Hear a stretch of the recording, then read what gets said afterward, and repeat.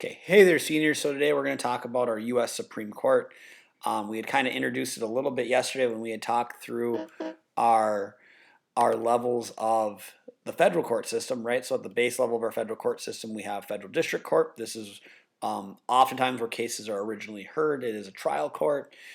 In the middle, we have the circuit court. So that's an appeals court. They review the decisions of the trials court and try to ensure that procedures and civil liberties were followed during the original trial. And then we have our Supreme Court. And most of the cases that the Supreme Court hears are cases that get appealed from the federal circuit court. Again, the Supreme Court is our highest court in the United States, and it is the only court that is mentioned by the Constitution. Supreme Court rulings are viewed as being just as good as a law. And again, the Supreme Court does not, like all courts, does not have power to enforce decisions. That's up to the executive branch. But the Supreme Court in the United States has done everything from legalizing segregation to banning segregation. They have done everything with federalism and determining who has powers in certain cases. They've had rulings on gun ownership rights, same-sex marriage, all kinds of different things. Okay, so it's very influential. Understand that these judges or justices, I should say, that serve on the Supreme Court are appointed by the president, confirmed by the Senate. They serve a life term, meaning until they resign, retire, or pass away. Again, a little bit more about the Supreme Court. There is nothing that requires the Supreme Court to hear cases. In order to hear a case, 4 of the 9 justices must agree to take it, and we call that a petition for certiorari. Okay, so a petition for certiorari is when the Supreme Court issues orders to a lower court for that lower court to send its records to the Supreme Court.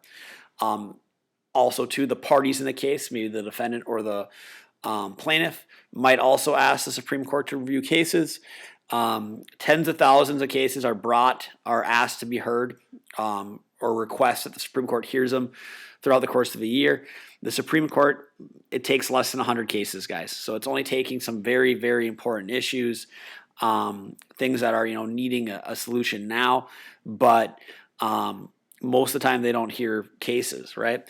Other facts: most appeals come from inmates in prison, and again, a lot of the cases they take are ones had to do with big national policy issues. Okay, unlike the president or executive branch and legislative branch or the U.S. Congress, the actions of the Supreme Court are and really the judicial branch in general, it's kind of secluded, right? The judges, when they make a ruling, they don't oftentimes broadcast it, right? They meet in private, decide how they're going to rule on the case. Okay, so a little bit more about that.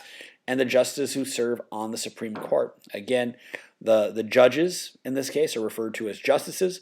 We have 9 total Supreme Court justices.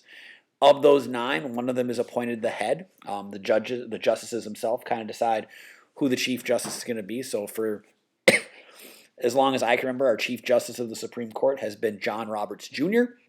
He is the Chief Justice, kind of like the spokesperson, again, for the Supreme Court.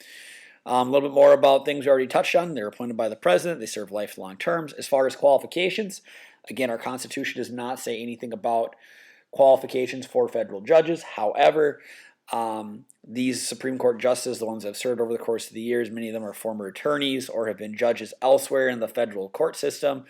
And the president, even though we have said that the court system is supposed to be insulated from politics, oftentimes when the president appoints a new justice, that's a pretty long-lasting thing. They're going to try to appoint somebody that has a similar interpretation of the Constitution. So like in the case of Donald Trump, President Trump, he has put Neil Gorsuch and Brett Kavanaugh on the Supreme Court as positions that opened up. Because again, you can only have 9 of them at once. That's the law right now. And those 2 justices are very conservative. They have a conservative view, kind of like a President Trump, and that is why he has appointed them. Okay, our current justices are as follows. Again, I'm not going to test you on these, but just some of the names. And then here is a picture of our current Supreme Court. All right. We will talk more about rulings and such, but again, kind of like what we talked about yesterday, when the Supreme Court makes a decision, we have 9 for a reason. So there's a majority. These justices, it takes 5 to have a majority opinion. They publish that. Those that maybe dissent, they write their dissenting opinion, and so on. Okay, so just really quick on the Supreme Court today, we're not going to get into the tribal court system this time around, but just understanding a little bit more about our U.S. Supreme Court. Other thing here too, when it comes to a decision with the Supreme Court, let's say that they want to reverse a decision. President Trump, when he was running, one of his big promises was to reverse the Roe v. Wade decision that has to do with abortion. The president cannot do that on their own. The Supreme Court, because that's a Supreme Court ruling with Roe v. Wade, the Supreme Court would have to take that case, or I should say, would have to hear a similar case and rule on it differently to set a new precedent. Okay, so just some things here, food for thought. If you guys have any questions, please let me know.